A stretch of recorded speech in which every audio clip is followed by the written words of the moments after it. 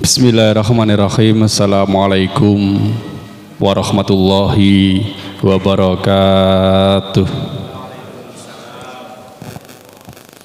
Alhamdulillah wa syukurillah, la haula wa la quwata illa billah. Asyhadu an la ilaha illallah wahdahu la syarikalah wa asyhadu anna Muhammadan abduhu wa rasuluh, amma ba'du. Bapak-bapak, ibu-ibu, peserta kajian yang berada di Masjid Al-Ikhlas ataupun yang berada di rumah, yang hari ini sedang menyaksikan siaran kami live streaming di Facebook LKI dan juga YouTube LKI Lamongan. Mudah-mudahan Allah Subhanahu wa Ta'ala selalu memberikan kepada kita semua kesehatan, kelapangan rezeki, dan juga hidayah. Amin. Bapak Ibu yang dimuliakan Allah, pada malam hari ini kita bersama Ustadz Anas Hadi Wasito akan melanjutkan pelajaran tafsir Al-Quran di surat Al-Baqarah ayat yang pertama. Kemarin belum ya Ustadz, baru pemanasan mukadimahnya ya. Insya Allah ini nanti akan dimulai dengan ayat 1. Bapak Ibu yang dimuliakan Allah, mudah-mudahan kita hadir di majelis ini semoga sebagai bentuk hujah kita kepada Allah Subhanahu wa Ta'ala, karena setiap nikmat yang diberikan oleh Allah itu semuanya akan dimintai pertanggungjawaban di hadapan Allah Subhanahu wa Ta'ala. Maka kehadiran kita pada malam ini sebagai syukur atas nikmat yang diberikan Allah kepada kita semuanya. Kita baru saja ya menikmati indahnya kemerdekaan, tetapi Bapak Ibu yang dimuliakan Allah, banyak dari kita ya bersyukurnya sesuai dengan yang diinginkan, tidak ada standarnya ya. Ada yang kalau sukanya kajian seperti ini, berarti dengan nikmat syukur kemerdekaan maka kita harus tingkatkan betul-betul semangat lagi, ibadahnya semangat lagi. Itu sebagai bentuk syukur kita ya atas nikmat kemerdekaan yang diberikan oleh Allah Subhanahu wa Ta'ala. Walaupun toh banyak saudara-saudara kita yang lainnya mensyukuri nikmat kemerdekaan, ya masih banyak yang kurang sesuai dengan syariat Islam. Mudah-mudahan saudara-saudara kita yang mensyukuri nikmat kemerdekaan tidak sesuai dengan syariat Islam, mudah-mudahan mendapatkan hidayah oleh Allah Subhanahu wa Ta'ala. Amin. Dan semoga kita diberikan keistiqomahan dalam menuntut ilmu sebagai bentuk tadi rasa syukur yang diberikan Allah Subhanahu wa Ta'ala. Bapak Ibu yang dimuliakan Allah, ya langsung saja agar tidak terlalu lama, dan perlu diingat dalam pembahasan ini dicatat baik-baik, diperhatikan baik-baik, karena di sesi terakhir yaitu sesi tanya jawab, ketika ada pemaparan yang kurang jelas nanti bisa ditanyakan langsung. Dan juga Bapak Ibu yang ada di rumah bisa menanyakan langsung selama siaran live streaming kami masih berlanjut. Silahkan ketik di kolom komentar pertanyaan-pertanyaan apa yang perlu ditanyakan, dan insya Allah nanti akan dijawab oleh Ustadz Anas Hadi Wasito secara langsung live streaming bersama. Ya langsung saja ya. Tafadhol Ustadz. Bismillahirrahmanirrahim. Assalamualaikum warahmatullahi wabarakatuh. Innal hamdalillah wa bihi nasta'inu ala umuri dunya waddin. Wassalatu wassalamu ala nabiyyina Muhammad wa ala alihi wa ashabihi wa man tabi'ahum bi ihsanin ila yaumiddin. Rabbi syrah li sadri wa yassir li amri wahlul 'uqdatam min lisani yafqahu qawli. Allahumma la sahla illa ma ja'altahu sahla wa anta taj'alul khazna idza syi'ta sahla. Allahumma inna nas'aluka ilman nafi'an wa rizqan tayyiban wa amalan mutaqabbala wa shifaan min kulli da'. Wa na'udzubika min ilmin la yanfa' wa min qalbin la yakhsha wa min nafsin la tashba' wa min da'watin la yustajabu laha. Allahumma anfa'na bima 'allamtana wa 'allimna ma yanfa'una wa zidna ilman. Allahumma ya muallima Adam 'allimna wa ya mufahhima Sulaiman fahimna. Amma ba'du, jamaah salat maghrib arsyadani wa arsyadakum wa. Alhamdulillah kita diberi Allah Subhanahu wa taala kesempatan lagi untuk melanjutkan apa yang menjadi pembahasan kita dari mengkaji ayat-ayat Allah Subhanahu wa taala, dan kita selalu berdoa mudah-mudahan kita termasuk yang disabdakan oleh Rasulullah SAW, tidaklah suatu kaum yang di dalam rumah Allah Subhanahu wa taala mereka berkumpul membaca Al-Qur'an, mengkaji ayat-ayat Allah Subhanahu wa taala, kecuali pasti Allah akan menurunkan ketenangan, menurunkan rahmat, dan para malaikat meliputi mereka. Mudah-mudahan berkumpulnya kita di sini ikhlas karena Allah Subhanahu wa taala, ikhlas ingin menambah ilmu karena ingin menjadi jelas bagi diri kita bahwa jalan Allah Subhanahu wa taala itu memang membutuhkan ilmu. Man salaka tariqan yaltamisu fihi ilman sahalallahu lahu tariqan ilal jannah. Allah memudahkan kita masuk surga dengan menuntut ilmu.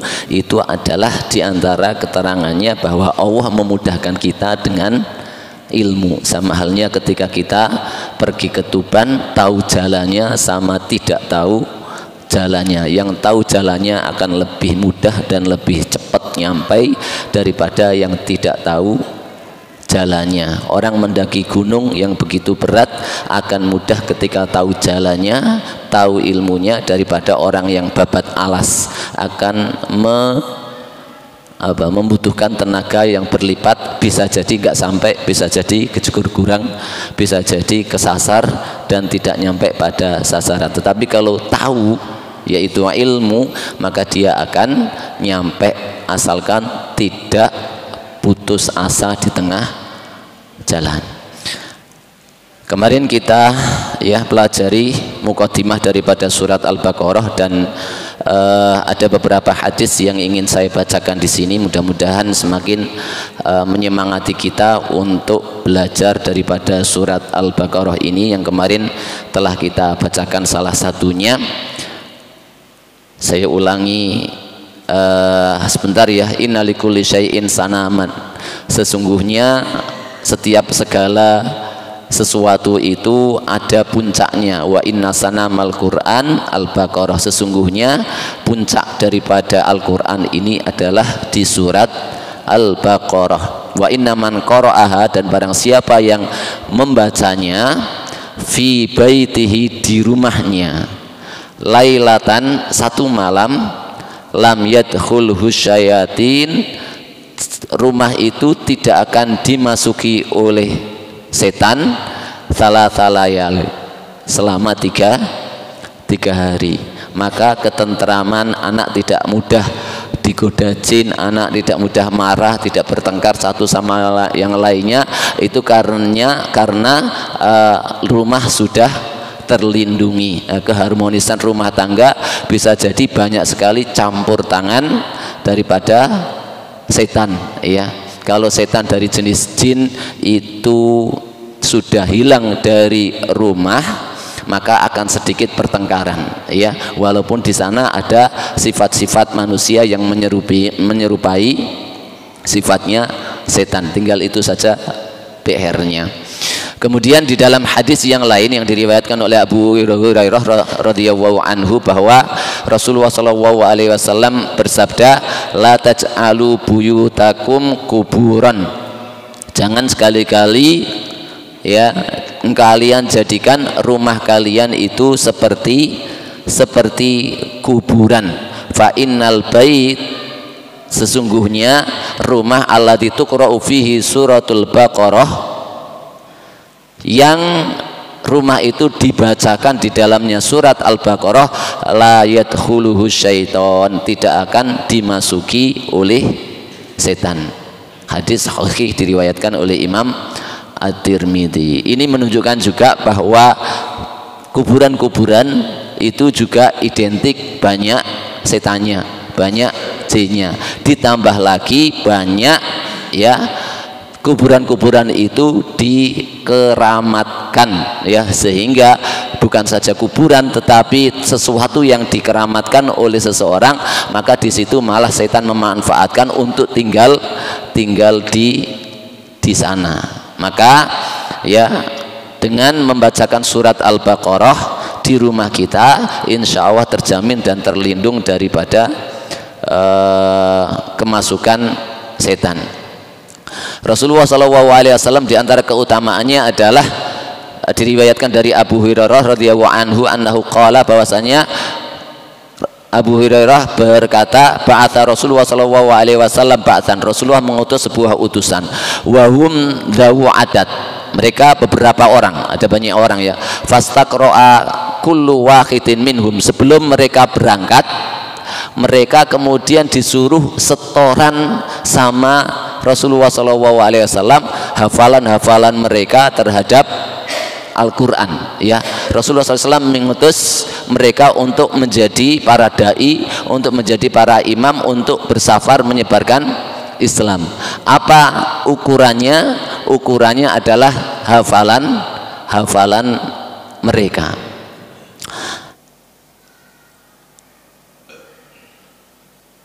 Fa'ata ala rajulin min ahdathihim sinnan, maka didatangkan giliran ada seseorang yang paling muda di antara mereka. Faqala, mama aka ya fulan, kamu punya hafalan dan surat-surat apa wahai fulan? Faqala ma'i kadza wa kadza wa suratul Baqarah, saya punya surat ini dan itu, dan saya juga punya surat Al-Baqarah. Berarti yang lainnya tidak punya. Faqala ama'aka suratul Baqarah, betul kamu punya surat Al-Baqarah? Qala na'am. Ya, pemuda yang paling umurnya apa tadi? Paling muda tadi mengatakan, iya saya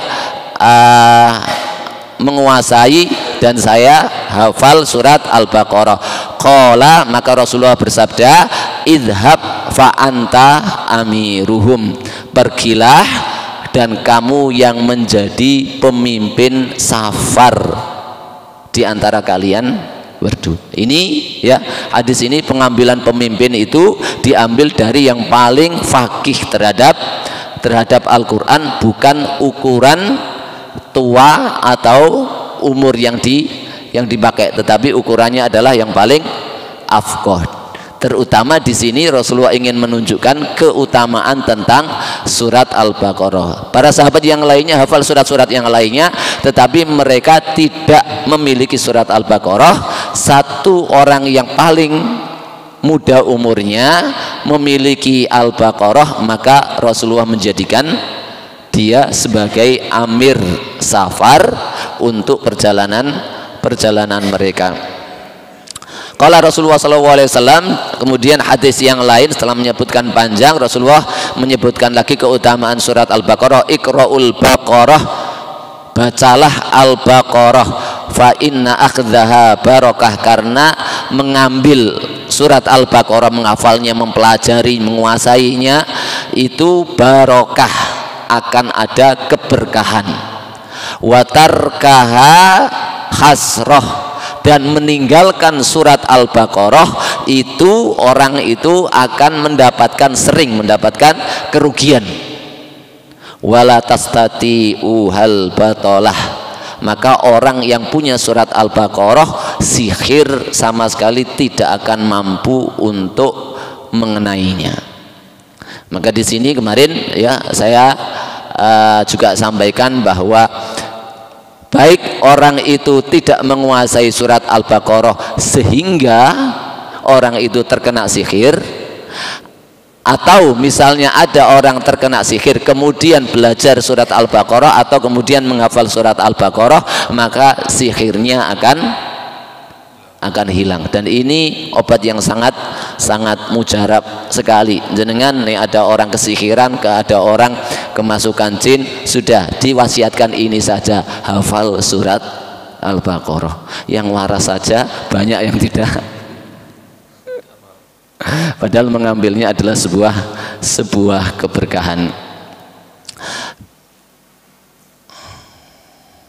Bahkan di hadis yang lain Rasulullah SAW menyatakan inna syaitana yang firu minal bait alladzi tuqra'u fihi suratul Baqarah.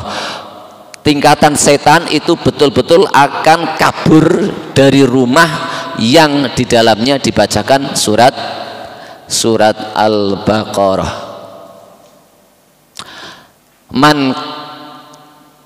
Man qara'a bil ayatain min akhiri suratil Baqarah. Kata Ibnu Mas'ud radhiyallahu anhu bahwa Rasulullah bersabda, barang siapa yang membaca akhir 2 ayat terakhir surat Al-Baqarah fi lailah, pada satu malam atau malam itu, kafatah, maka surat ayat 2 ayat tersebut cukup untuk melindungi dirinya dari berbagai macam kejelekan. Makanya diantara sunnahnya adalah sebelum tidur kita disunahkan untuk membaca ayat kursi, kemudian 2 ayat terakhir daripada surat Al-Baqarah, di samping Al-Mu'awwidzat, Al-Ikhlas dan Mu'awwidzatain, Al-Falaq sama An-Nas. Nah, orang yang membaca 2 ayat terakhir daripada surat Al-Baqarah, maka dia mendapatkan jaminan perlindungan dari Allah Subhanahu wa taala bahwa tidak ada sesuatu pun yang bisa menyentuhnya. Yang sering mimpi buruk, bahkan setiap hari, silahkan dicoba dan diteladani. 1-2 hari akan lebih parah, biasanya akan lebih parah mimpinya, tapi insya Allah 3-4 hari selanjutnya akan semakin hilang, karena memang kalau belum pernah mencoba, reaksi yang mendatangkan mimpi jelek yang dari setan itu akan bereaksi. Biasanya kadang orang yang sering dikuntili oleh setan atau bersamanya ada setan tetapi tidak sampai merasukinya, orang tersebut tandanya diantaranya adalah sering mimpi buruk. Kemudian diantaranya di dalam surat Al-Baqarah ada ayat kursi yang Rasulullah SAW bersabda, man qara'a ayatal kursi dubura kulli sholatin, barang siapa yang membaca ayat kursi di setiap habis sholat 5 waktu maksudnya, lam yamna'hu min dukhulil jannah, enggak ada sesuatu apapun yang bisa menghalangi dirinya untuk masuk surga, illa ayyamut, sampai dia akan mendapatkan realisasinya ketika dia melaksanakan hal tersebut sampai dia meninggal. Jadi habis zikir diusahakan setiap habis sholat 5 waktu membaca ayat kursi. Fadilahnya apa?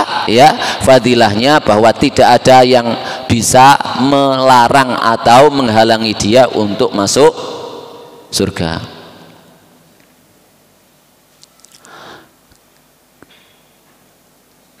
Kemudian diantaranya adalah inna waha kataba kitaban qabla ayyakhluqas samawat wal ard, sesungguhnya Allah menulis sebuah kitab sebelum menciptakan langit-langit dan bumi, bi alfai amin, 2000 tahun. Anzala minhu, diantara isi kitab itu Allah turunkan ayatain, 2 ayat, khutima bihima suratul Baqarah, yang dengan keduanya surat Al-Baqarah ditutup dengan keduanya tadi.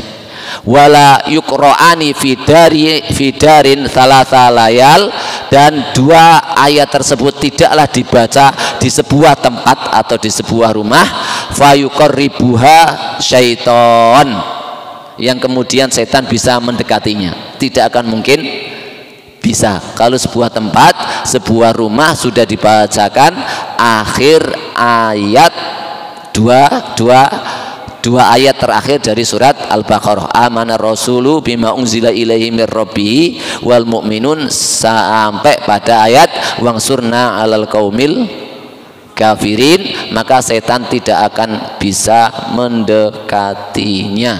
Disahihkan oleh Syekh Albani di dalam Jami' Shaghir.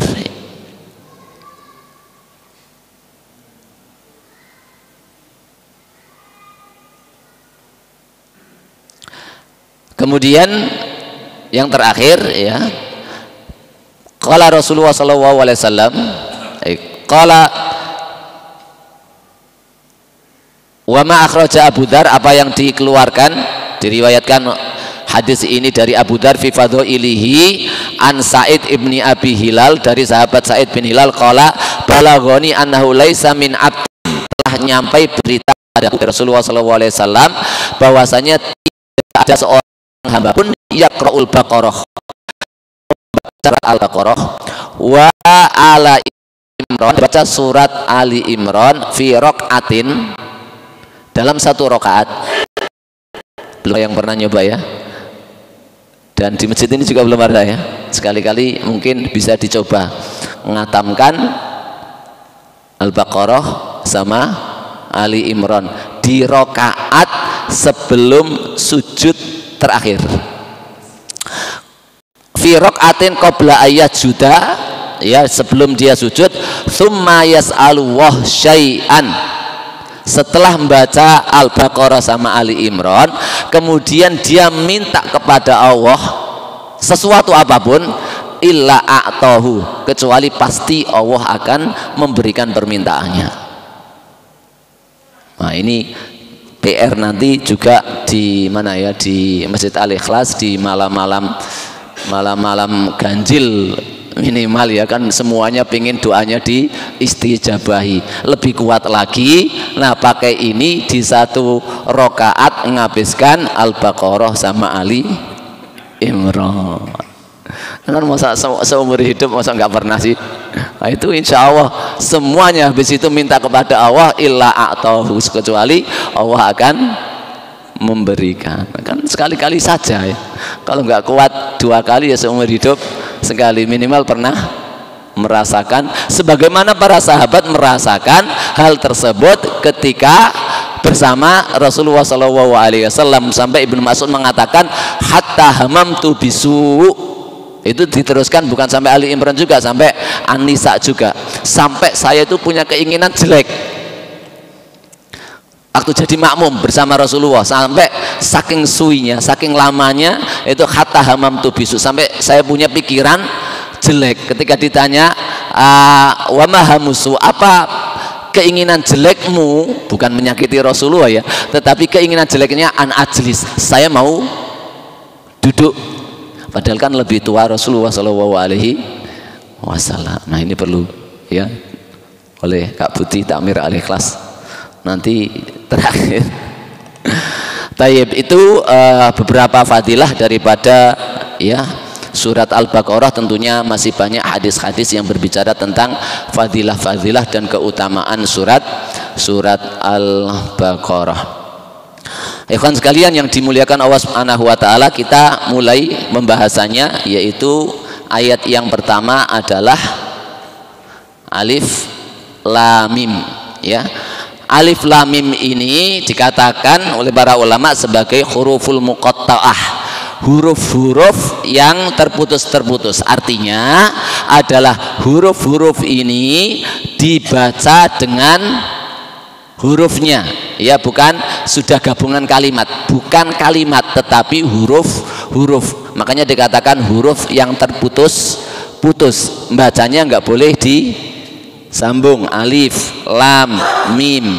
Makanya ketika ada alif lam mim sod juga hurufnya dibaca kaf ha ain sod, alif lam ro nun toha, semuanya ya dibaca sesuai dengan hurufnya, namanya huruf yang terputus-putus atau bahasa Arabnya huruful muqatta'ah. Di antara para ulama ya mengatakan bahwa huruful muqatta'ah atau huruf-huruf seperti ini di dalam Al-Qur'an itu adalah nama-nama surat dari surat-surat yang diawali dengan huruf muqatta'ah ini, ya. Seperti Al-Baqarah, di antara salah satu namanya adalah surat Alif Lam Mim. Begitu juga Yasin, begitu juga Toha, begitu juga Kaf Ha Ya Ain Sin Shad. Kemudian nama-nama yang lainnya itu yang diawali huruf muqatta'ah itu adalah nama surat tersebut. Nah, ini pendapat yang pertama. Pendapat yang kedua, bahwa huruful muqatta'ah ini adalah termasuk ayat-ayat yang Allah Subhanahu wa taala turunkan yang diberi nama sebagai ayat-ayat mutasyabih. Jadi ayat-ayat Allah di dalam surat di dalam surat Ali Imran, ya, Allah menurunkan ayat-ayat Al-Quran itu diantaranya adalah ada ayat-ayat yang muhkamat, yang jelas isinya, yang terperinci jelas. Ada ayat-ayat yang mutasyabih. Mutasyabih itu yang samar-samar, yang tidak ada yang tahu maksudnya dan tujuannya, atau dari samar-samar, atau Allah hanya mengajarkan kepada sebagian orang saja daripada maksud ayat tersebut. Makanya kemudian ketika Allah berfirman Nun, siapa yang paham apa maknanya? Huruf Nun. Iya, kita tahu itu huruf terputus, huruf muqatta'ah, namanya huruf Nun. Tetapi ya, inilah pendapat para ulama, salah satunya adalah dia termasuk mutasyabihat minal ayat, ayat-ayat yang mutasyabih, yang maknanya itu samar atau maknanya disembunyikan oleh Allah Subhanahu wa taala, atau hanya sebagian kecil dari hamba-hambanya yang terpilih yang dikasih tahu Allah Subhanahu wa taala maksudnya. Dan kita tidak terbebani untuk kemudian menggali betul-betul jika memang, ya, kita tidak membutuhkan untuk mendalami hal tersebut, karena dia memang termasuk mutasyabih, ayat-ayat yang disamarkan oleh Allah Subhanahu wa taala. Kemudian, ya, pendapat yang ketiga adalah diantaranya bahwa huruf-huruf ini di setiap Al-Quran itu huruf-huruf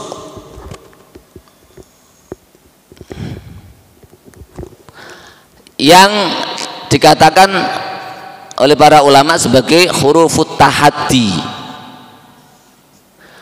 huruf-huruf yang dibuat oleh Allah Subhanahu wa taala untuk tahaddi itu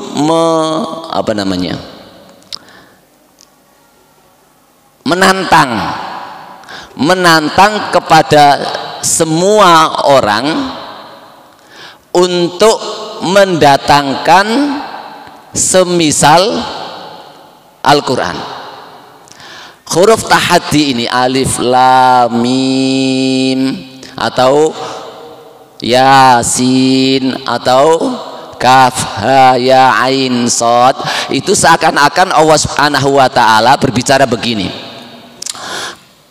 Al-Quran ini dan seluruh kitab-kitab yang ada itu semuanya berasal dari huruf-huruf ini, ya.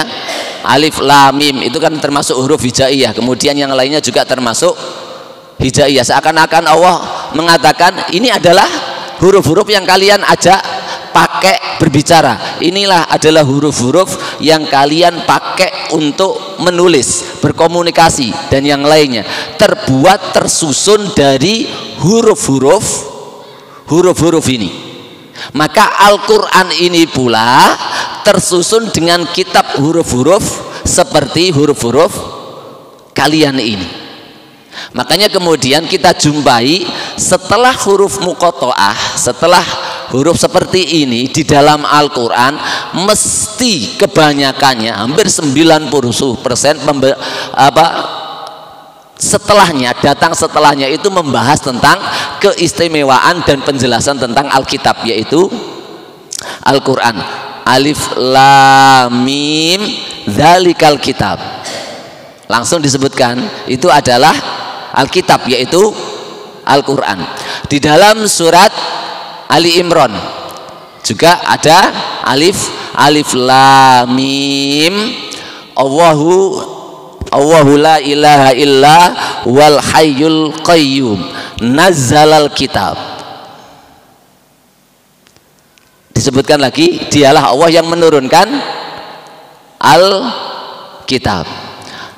Alif lam dalam surat Yusuf, alif lam ra, tilka ayatul kitabil mubin. Itu adalah ayat-ayat kitab yang sangat jelas ataupun yang sangat nyata. Hampir semuanya nih jenengan bukai satu persatu, setelah huruf-huruf muqatta'ah ini mesti datang penjelasan tentang Alkitab atau tentang Al-Quran ini, ya. Seakan-akan tadi Allah mengatakan huruf-huruf yang kalian pakai bicara, huruf-huruf yang kalian pakai tulis menulis itu berasal dari huruf ini, dan Al-Quran itu juga berasal dari huruf-huruf seperti ini. Namun datang setelah itu dzalikal kitabu la raib.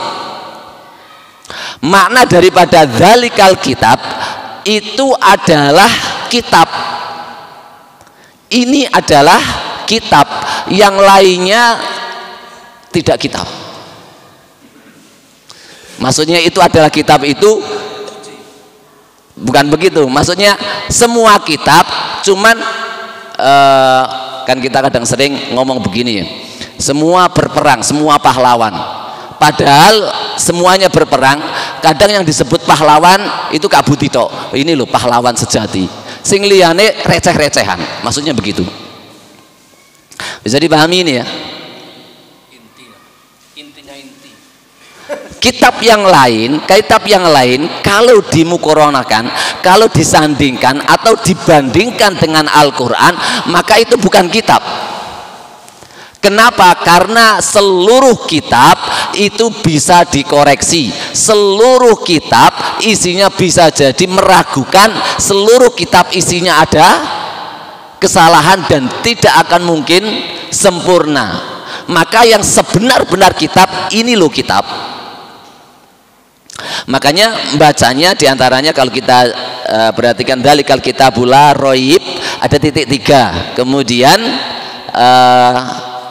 fihi ada titik 3, itu untuk menunjukkan makna dan tafsir ini. Ada yang membacanya dzalikal kitabul la raib, itu loh yang dinamakan kitab yang tidak ada keraguan. Baru setelahnya fihi hudal lil muttaqin, di dalam kitab itu ada petunjuk. Namun bagi yang tidak berpendapat seperti ini, dia akan meneruskan ayatnya dzalikal kitabul la raiba fi. Ini adalah Al-Quran menjelaskan bahwa di dalam Al-Quran tidak ada keraguan. Bukan menantang tadi, tapi dzalikal kitabul la raiba fi, ini Al-Quran yang di dalam Al-Quran tidak ada keraguan, kan menjelaskan. Tapi yang pertama tadi kalau kita baca sampai dzalikal kitabul la raib, itu artinya ini loh kitab, yang lainnya enggak kitab, karena kitab ini sudah pasti kitab dan tidak ada keraguan. Baru fihi hudan lil muttaqin, di dalam kitab tersebut terdapat petunjuk bagi orang-orang yang bertakwa. Bisa ditangkap ini? Nah, inilah kemudian disebut sebagai apa? Tahaddi, sebuah tantangan dari Allah Subhanahu wa ta'ala. Makanya kemudian setiap kali Allah Subhanahu wa ta'ala ingin menjelaskan kitab di dalam sebuah surat, Allah Subhanahu wa ta'ala mulai dengan ayat-ayat ini, ayat-ayat atau huruf-huruf tantangan untuk ijaz. Dan memang Al-Quran ini menantang apa? Menantang semua kitab, menantang semua orang, menantang semua jin untuk mendatangkan seperti Al-Quran ini. Karena memang ya sebagaimana kalimat apa? Kalimat tauhid kita kan isinya memang begitu. La ilaha illallah. Tidak ada ilah. Nah terus itu ada ilahnya orang ini, Tuhannya orang ini, Tuhannya. Semuanya enggak Tuhan. Semuanya hamba. Begitu juga zalikal kitab la raib. Semuanya enggak kitab. Iku pokoknya ngawuran kabeh. Yang tidak ada ngawur sedikit pun adalah Al-Qur'an. Nah di sana ya, karena memang ini adalah Rabbul Alamin. Dan subhanallah, Allah Subhanahu wa taala tantang orang-orang musyrik pada saat itu ya dengan apa? Untuk mendatangkan 10 mendatangkan satu surat. Mendatangkan satu surat seperti pertama Allah tantang dengan mendatangkan seperti Al-Qur'an ini. Maka kemudian mereka tidak bisa. Allah Subhanahu wa taala tantang mereka untuk mendatangkan satu surat. Mereka tidak bisa. Wa in kuntum fi raibim mimma nazzalna ala abdina fa'tu bisuratin mim mithlih. Jika kalian ragu, didahului tadi apa? La raiba fi.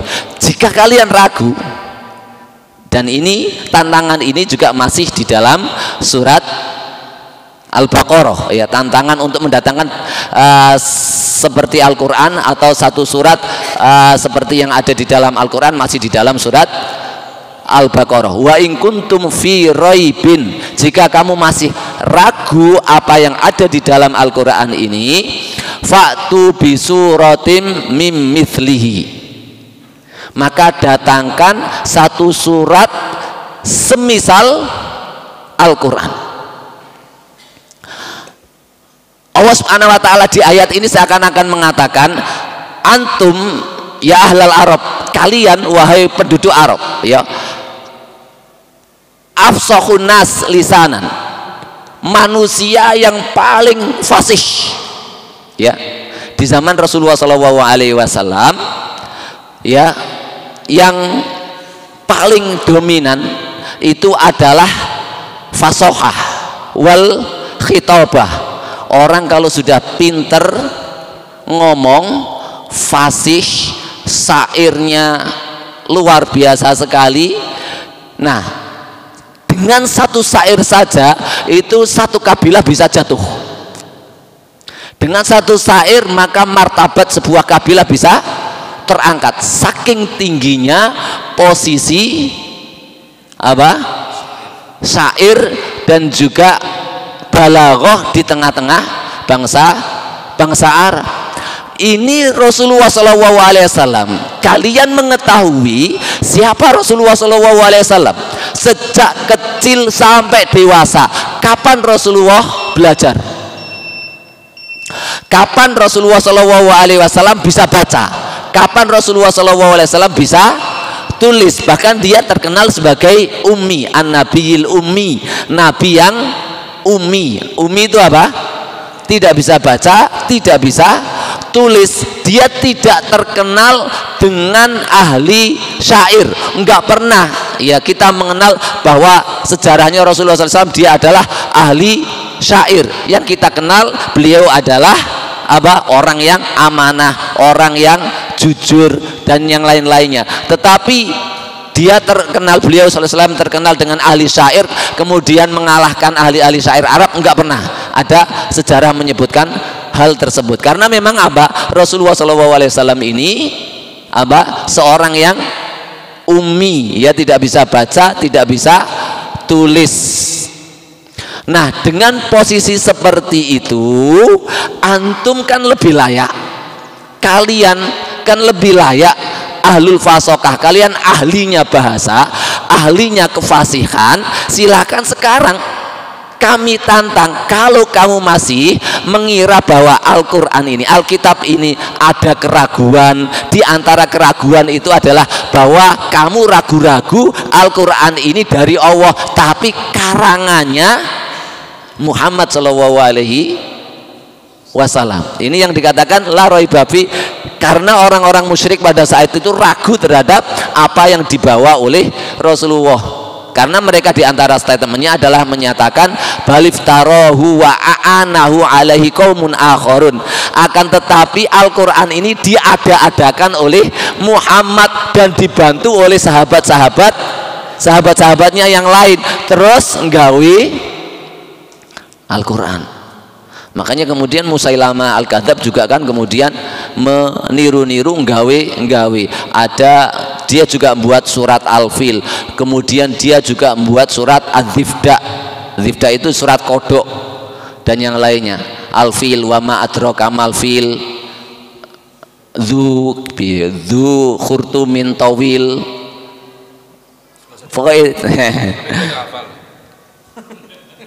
Ayatnya itu begitu. Tahukah kamu apa itu gajah?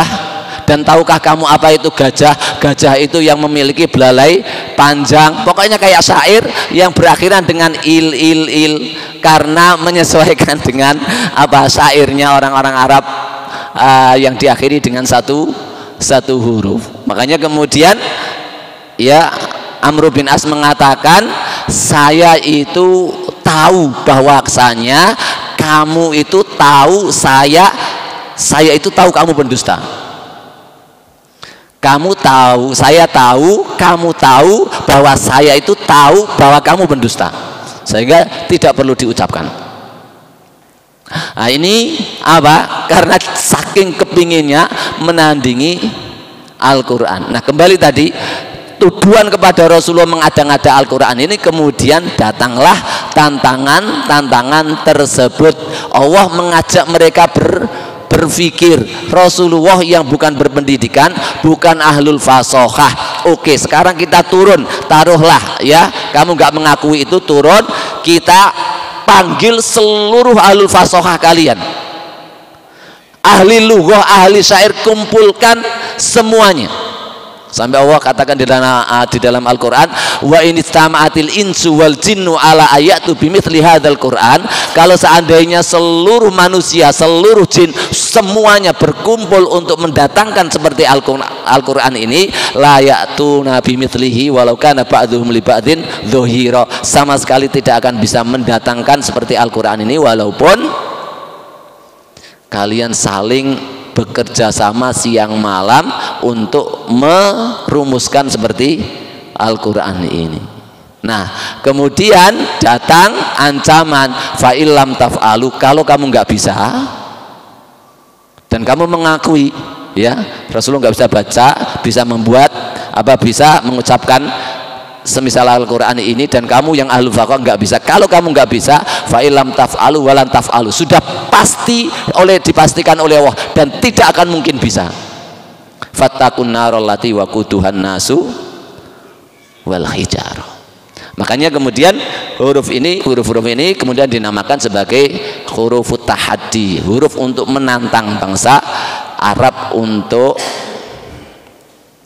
mendatangkan seperti kitab yang Allah turunkan ini. Wallahu a'lam bissawab. Mudah-mudahan memang di awal ini agak berat dan keterangannya agak banyak ya, tapi kalau kita sudah ketemu lagi dengan huruf muqatta'ah kan nggak perlu menjelaskan lagi. Insya Allah kalau semakin itu semakin ringan. Wallahu a'lam bissawab. Ya, kita rehat sejenak. Monggo diminum dulu Ustaz, sampai semangatnya membara betul-betul ya, karena meyakinkan bahwa ini betul-betul tidak ada yang meragukan. Monggo adzan dulu.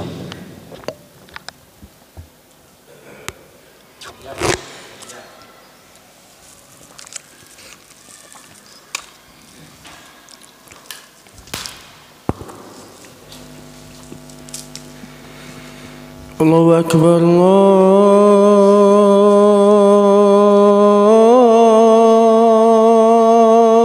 Akbar,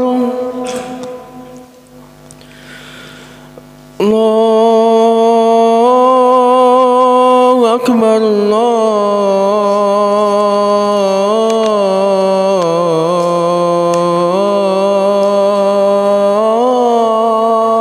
Allahu Akbar.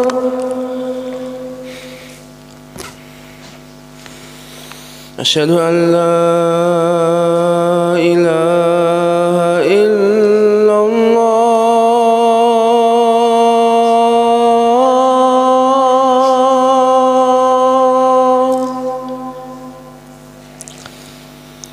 أشهد أن لا إله إلا الله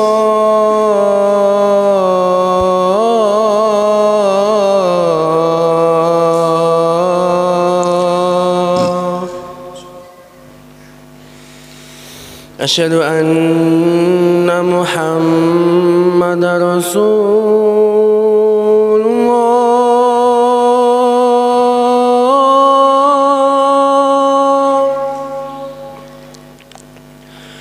أشهد أن محمد رسول الله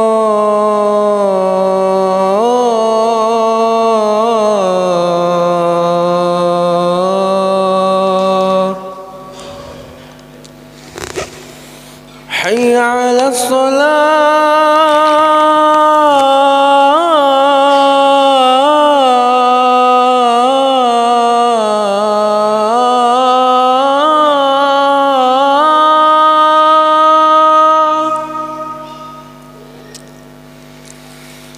حي على الصلاة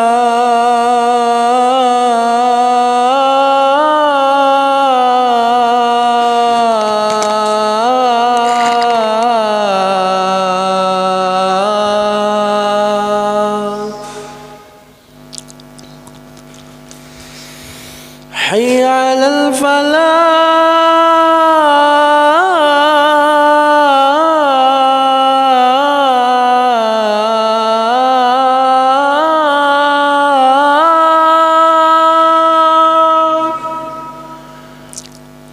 حي على الفلاح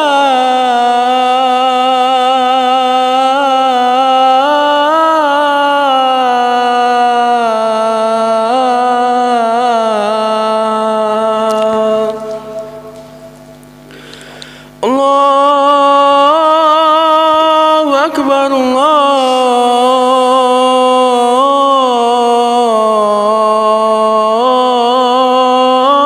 الله أكبر لا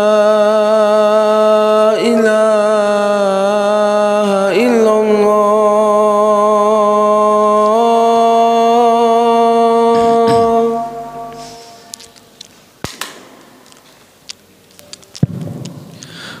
Monggo kembali ke tempat semula. Ada tambahan atau langsung? Ya. Bapak-bapak, ibu-ibu yang dimuliakan Allah, sesi selanjutnya yaitu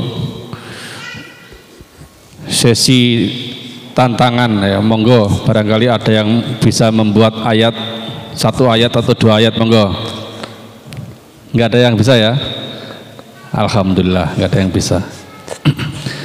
Sesi tanya jawab, monggo Bapak Ibu yang ingin bertanya atau mungkin yang berada di rumah yang ingin tanya silakan juga bisa bertanya.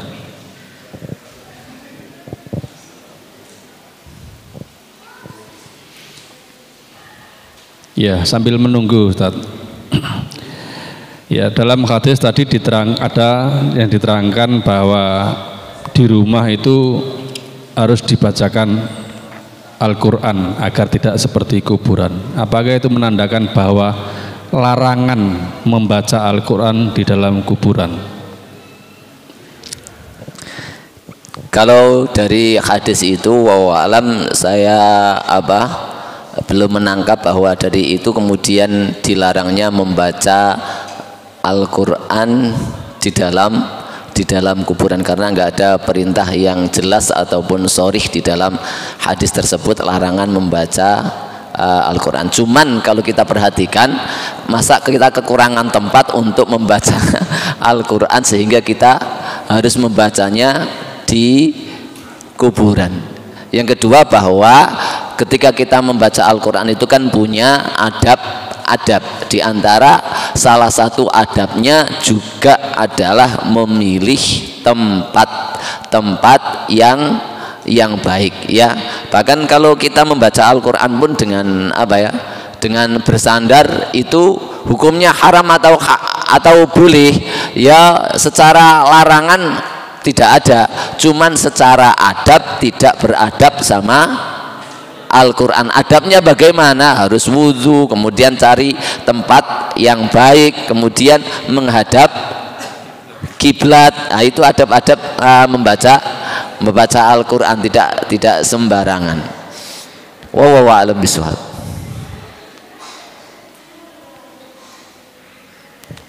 Monggo.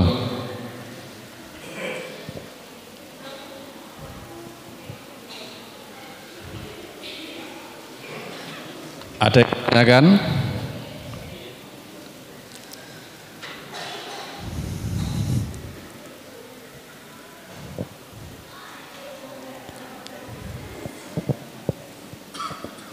Alhamdulillah, insyaallah jelas semua, insyaallah. Sudah jelas. Saya ini kalau sama Ustadz Anas ini saya teringat pernah jandom atau duduk-duduk bermajelis dengan Ustadz Anas ini, dan di situ ada Rasulullah. Ya, itu saya ingat sama Ustadz Anas ini. Itu mimpinya Ustadz Anas. Mudah-mudahan membawa kebaikan buat kita semua juga. Amin.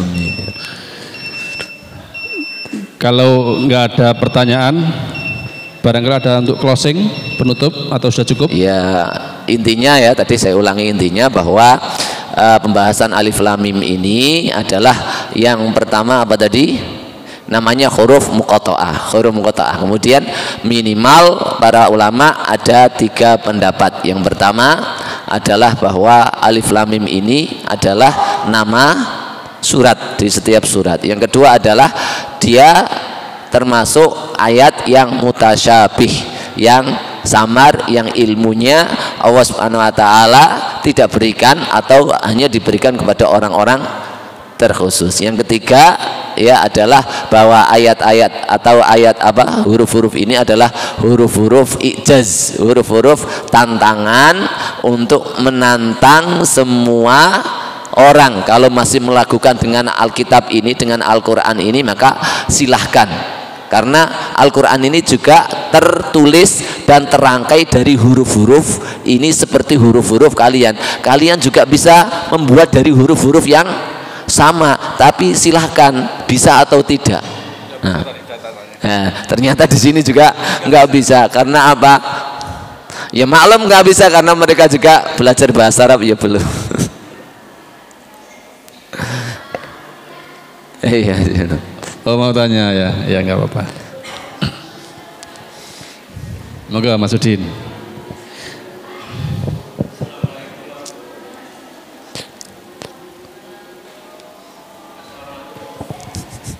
Nggak usah gugup, nggak usah gugup. Cagus di Cagus. Assalamualaikum warahmatullahi wabarakatuh. Waalaikumsalam warahmatullahi. Ya ini Ustadz mau nanya masalah kitab Al-Quran. Memangnya kan tidak ada celah atau tidak ada keraguan sama sekali ya bagi orang-orang yang bertakwa. Tapi yang saya tanyakan, surat apa itu, kitab-kitab lain selain Al-Quran seperti Injil, Taurat, Zabur, waktu itu turun ada nabi-nabi yang dahulu, apakah kitab-kitab itu masih ada celah untuk di apa itu ada celah-celah untuk dibantah atau diapakan gitu? Kalau kitab Injil kan sekarang kan banyak perubahan, ada perubahan dari orang-orang gitu. Tapi kemurnian kitab Injil dulu waktu masih ada Nabi Isa itu apakah ada celah-celah untuk dibantah atau diapakan gitu Ustaz ya? Jazakumullah khairan. Assalamualaikum warahmatullahi wabarakatuh. Waalaikumsalam warahmatullahi wabarakatuh. Kalau kitab-kitab dari Allah Subhanahu wa taala yang masih murni, yang masih asli adalah tidak ada celah kebatilan di sana. Yang ditantang oleh Allah Subhanahu wa taala ini adalah kitab-kitab kalian, termasuk kitab Injil yang kalian sudah simpangkan, kalian masukkan sebagian kata-kata atau apa hikmah-hikmah dari ulama-ulama kalian campur adukkan, itu semua masuk tantangan. Tetapi kalau murni ini itu semuanya dari Allah Subhanahu wa taala, dan dari Allah Subhanahu wa taala tidak akan ada hal yang batil. Cuman yang dikasih jaminan oleh Allah bahwa Allah Subhanahu wa taala akan menjaga kitabnya itu hanya Al-Qur'an. Inna nahnu nazzalna dzikra, sesungguhnya kami yang menurunkan dzikra di sini adalah Al-Qur'an, wa inna lahu lahafizun, dan kami sendiri yang akan menjaganya. Nah, itu terdapat hanya pada Al-Quran. Makanya kitab-kitab Injil, Zabur, Taurat dan yang lainnya itu tidak ada jaminan dari Allah untuk dijaga sampai hari kiamat, ya, sehingga terjadi penyimpangan dan perubahan. Adapun Al-Quran ini Allah Subhanahu wa taala yang menjamin untuk menjaganya. Makanya di antara salah satu hikmahnya kenapa umat Islam, ya, itu Allah jadikan berkuasa setelah Rasulullah SAW menguasai Jazirah Arab sampai menguasai dunia, itu diantaranya adalah salah satunya untuk menjaga Al-Quran ini, kemurnian Al-Quran ini, karena Al-Quran ini itu juga bisa dijaga dengan kekuatan. Dan sudah sama-sama kita ketahui bahwa sejarah itu dibuat oleh orang kuat atau dibuat oleh para penguasa yang lagi berkuasa, para pemenang, itu sejarah, ya. Dan Al-Quran ini kemurniannya kenapa kok sampai terjaga sampai hari ini? Di antara bentuk penjagaan Allah adalah Allah memenangkan agama Islam dan menguasai di dunia ini sehingga menjaga kitab amanah Allah Subhanahu wa taala dan amanah nabinya ini. Wallahu a'lam bishawab. Ya, jazakumullah khairan kepada beliau Ustaz Anas Sadewasito, dan alhamdulillah kita semuanya bisa menyimak dengan seksama dan juga bisa berdialog, bertanya. Mudah-mudahan bisa menambah ilmu kita dan juga tidak bosan. Semoga kita semua bisa istiqomah untuk selalu hadir agar selalu menambah keilmuan kita tentang dinul Islam. Terakhir dari saya, mohon maaf kalau ada kesalahan. Kita tutup dengan doa alhamdulillah dan doa kafaratul majlis. Alhamdulillahirabbil alamin. Subhanaka Allahumma wa bihamdika asyhadu an la ilaha illa anta astaghfiruka wa atubu ilaik. Wassalamualaikum warahmatullahi wabarakatuh.